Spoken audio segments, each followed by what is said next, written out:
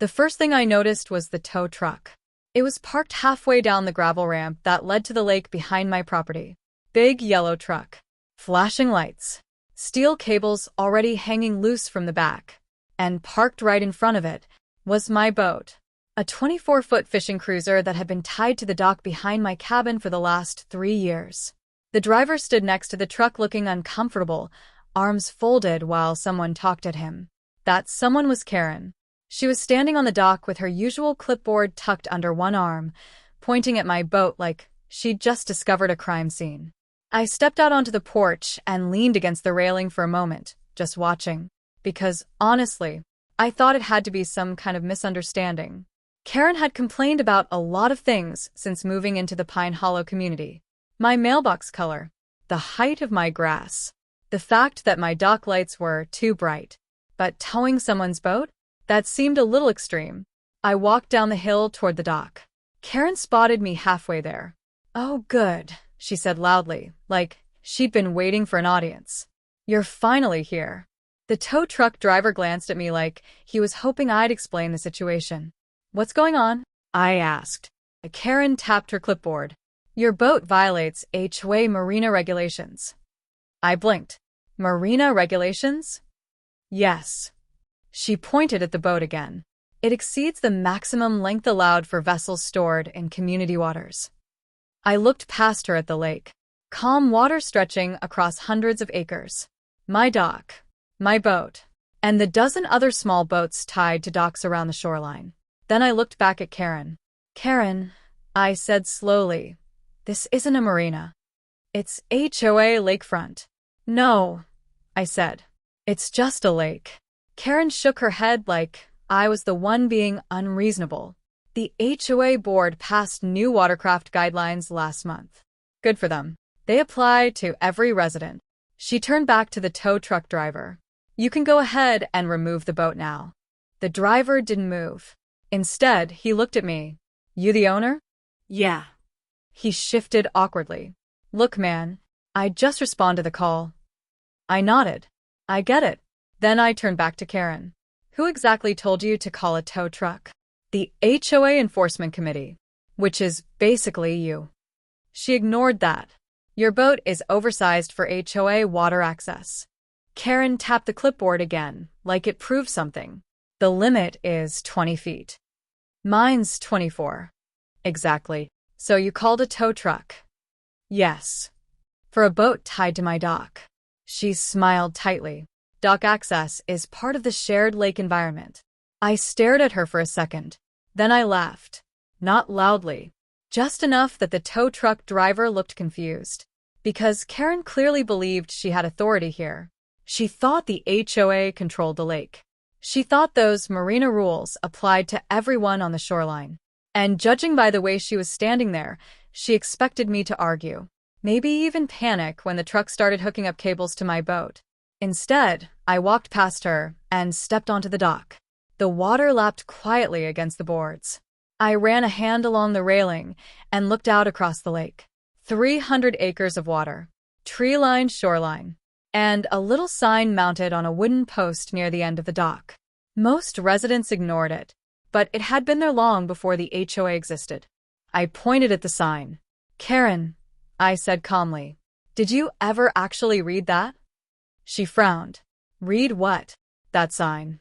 She turned and glanced at it. A small metal plaque bolted to the post. Simple lettering. Property information. Karen squinted at it for a moment, then looked back at me. "What does that have to do with anything?" I folded my arms. "Well, everything actually. Because the one thing Karen clearly didn't know was that Pine Hollow HOA didn't own the lake. The county didn't own it either. And neither did any of the houses built along the shoreline. The lake had exactly one legal owner. Me. And Karen had just called a tow truck onto my property to enforce rules that didn't exist. Karen clearly didn't understand what I was saying. She glanced at the small metal plaque again, then waved a hand dismissively. "That sign doesn't matter," she said. "The HOA governs lake activity for the neighborhood." I looked over at the tow truck driver. He was now staring at the plaque with the same confused expression Karen had. "Mind reading it out loud?" I asked him. He stepped closer to the post and leaned down. Sure. He brushed a little dirt off the metal plate and read slowly. Pine Hollow Lake, privately owned recreational property, access permitted to surrounding residential lots under shoreline use agreement. He stopped and looked up. Privately owned? Karen frowned. That just means the HOA owns it. I shook my head. No, Karen. It really doesn't. The tow truck driver read the next line. Property registered under Walker Family Holdings, county parcel number. His voice trailed off as he turned toward me. Walker. I nodded. That's me. Karen blinked. What? I own the lake. The silence that followed was almost impressive. Karen stared at me like I'd just made the most ridiculous claim she'd ever heard. That's not possible. It's actually very possible. She looked back at the sign again, then at the water, then at the houses built around the shoreline. You're saying you own all of this? 312 acres, I said, plus the surrounding shoreline buffer. Karen shook her head. No. The HOA manages the lake. You manage the docks. That's the same thing. It really isn't. I leaned against the railing and nodded toward the houses across the water. When this neighborhood was built 20 years ago, the developer couldn't buy the lake property for my grandfather. Karen's expression tightened. So, he built the houses around it instead. Exactly. And the HOA signed a shoreline use agreement. The tow truck driver was listening closely now. Karen crossed her arms. So residents can use the lake? Yes. For boating? Yes. For fishing? Yes. She pointed at my boat again.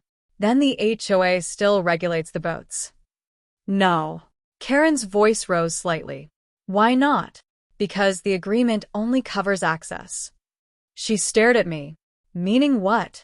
Meaning you can walk to the water, build docks within certain limits, and use the lake.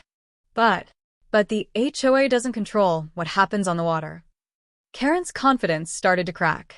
That doesn't make sense. It does if you read the contract. She pointed at my boat again. It's still oversized.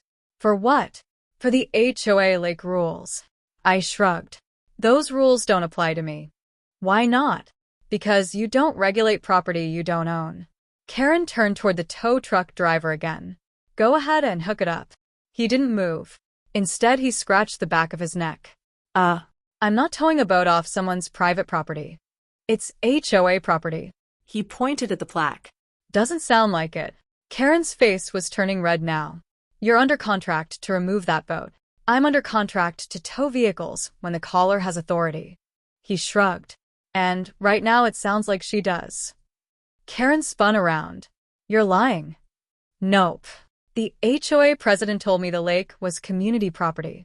Then the HOA president never checked the county records. She stood there for a moment, clearly trying to decide what to do next. Because the plan had been simple. Call the tow truck. Enforce the rules. Make the oversized boat disappear. Instead, the tow truck driver was refusing to touch it. And the person she'd tried to enforce rules against was apparently the owner of the entire lake. Karen looked around at the houses lining the shoreline. Then back at me. You expect me to believe the whole neighborhood has been using your lake for 20 years? Pretty much. Her jaw tightened. Well, that's going to change. I raised an eyebrow.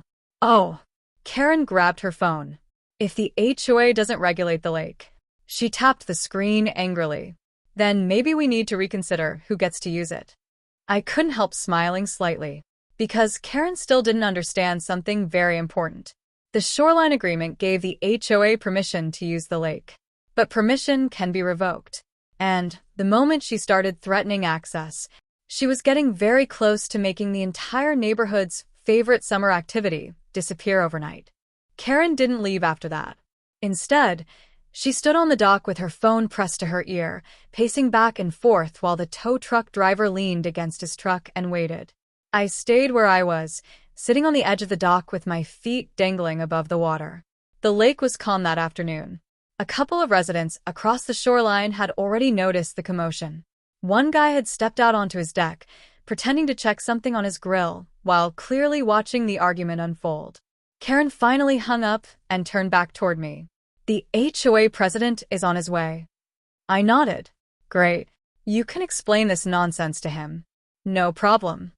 Karen pointed at the boat again. That thing is still violating HOA marina size limits. I sighed.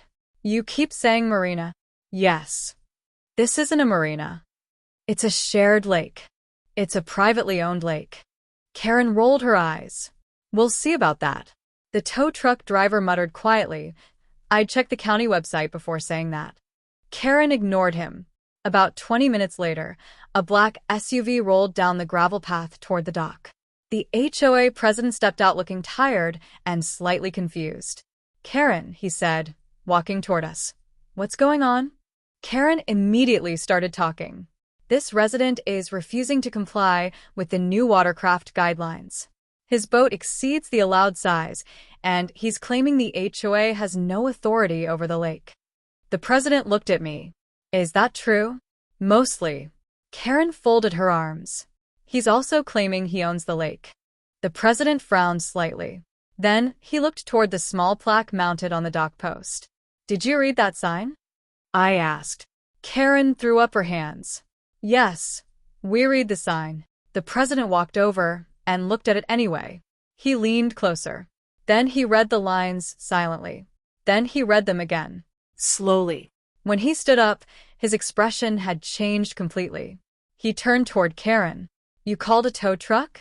Yes. Without checking the ownership records? Karen hesitated. The HOA regulates the lake. The president rubbed his forehead. Karen, what? We regulate dock construction. That's the same thing. No. He turned toward me. You really own the lake? 312 acres, I said. Registered under my family since 1974. He sighed. I was afraid of that. Karen blinked. What do you mean you were afraid of that? The president gestured toward the houses surrounding the shoreline. The developer couldn't buy the lake property when the subdivision was built. Karen frowned. So, the HOA signed a shoreline use agreement with his family. Karen looked stunned. You're saying the HOA doesn't control the lake? No. We've just been allowed to use it. Karen pointed at the water. That can't be right. The president gave a tired laugh. It is. She turned toward me again. So what? That means residents can't enforce boating rules. You can try, I said. But they won't mean much. Karen's voice sharpened. This boat is still oversized. For what? For the community lake. There is no community lake. Karen's patience finally snapped.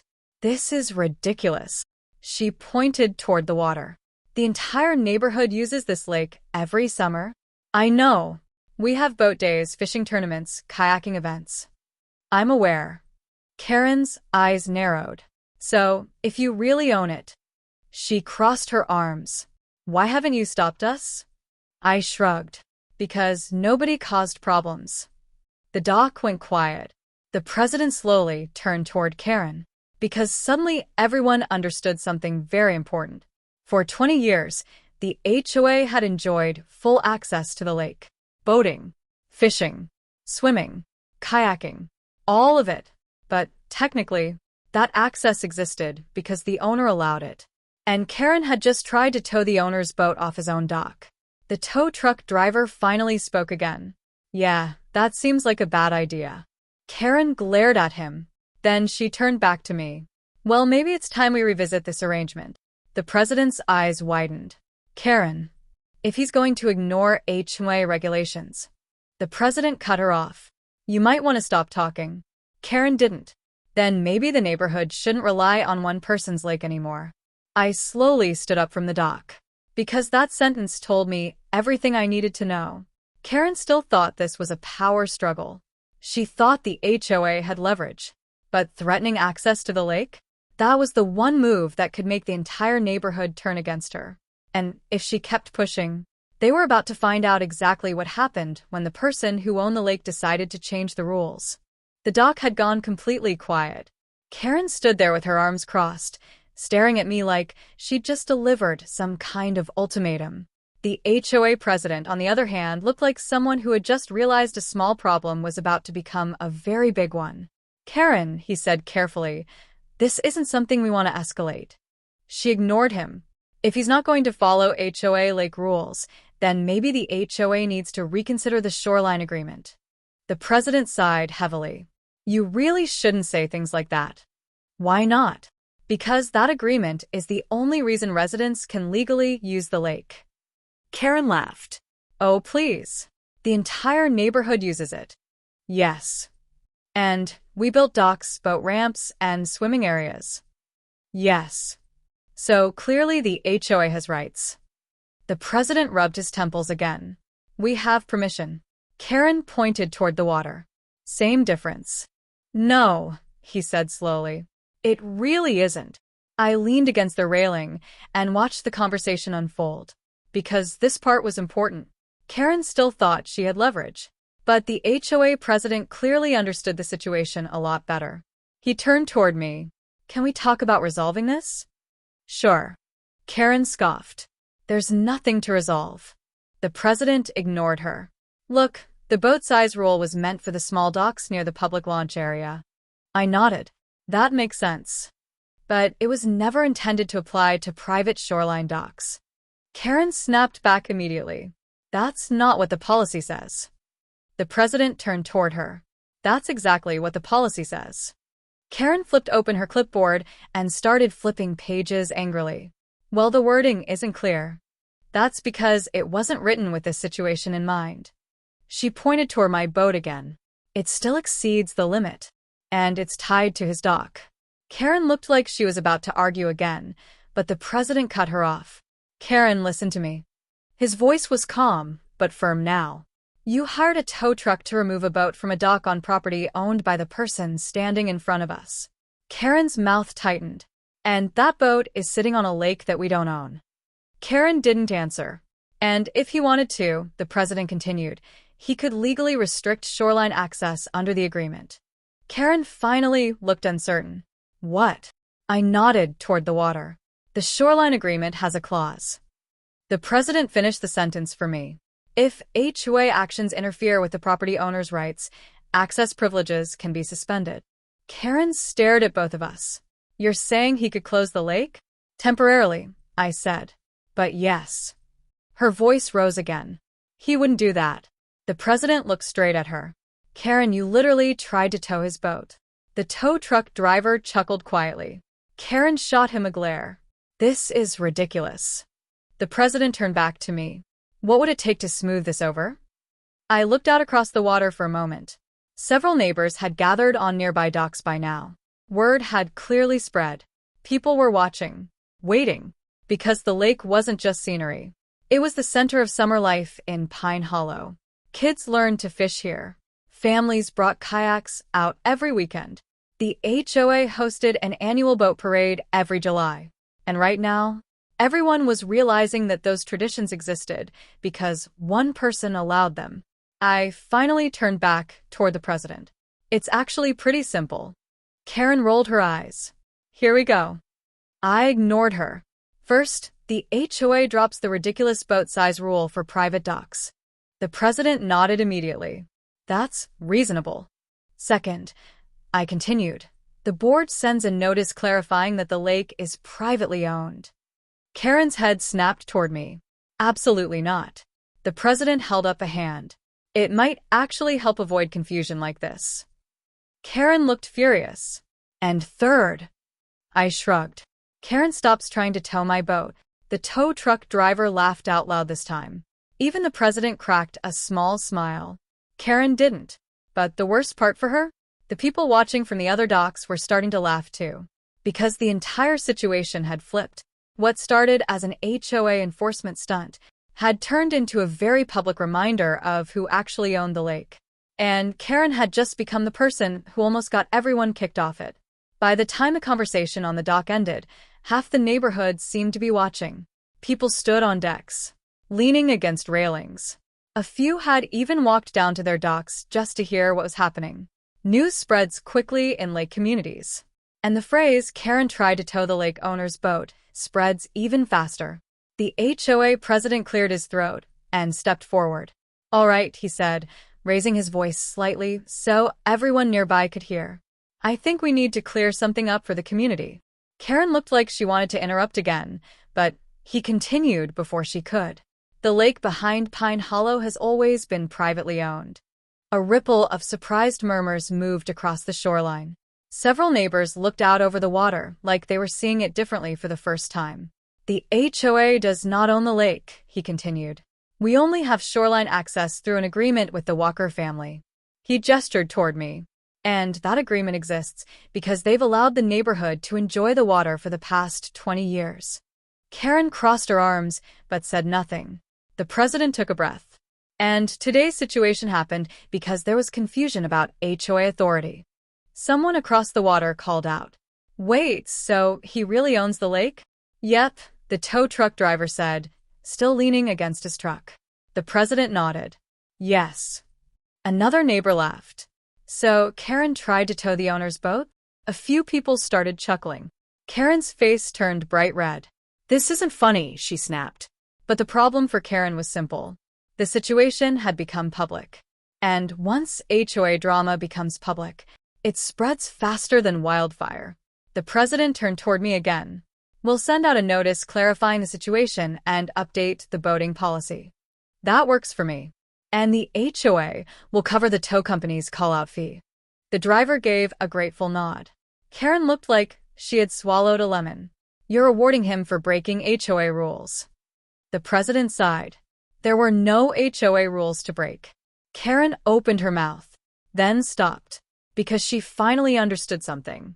The board wasn't backing her up. The neighbors weren't backing her up.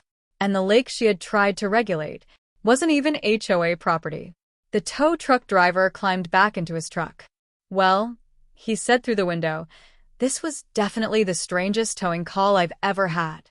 Then he started the engine and drove slowly back up the gravel road. Karen stood there silently for a moment. Then she turned toward the path leading back to the houses. You'll regret this, she muttered. I smiled slightly. Probably not. She stomped up the path and disappeared behind the trees. The HOA president shook his head. I'm really sorry about that. It's all right. We'll make sure this doesn't happen again. I appreciate that. He glanced out over the lake. You know, most residents never realized this wasn't HOA property. That's because nobody ever asked. He laughed. Well, they definitely know now. Within a week, the HOA sent an official notice to every homeowner. It explained the shoreline agreement, confirmed that the lake remained privately owned, and clarified that boating rules only applied to shared launch areas, not private docks. After that, the complaints stopped. The summer boat parade still happened. Kids still fished off the docks. Kayaks still glided across the water every weekend. And Karen? She stopped talking about boat sizes completely. Because sometimes the fastest way to end an HOA power trip is reminding everyone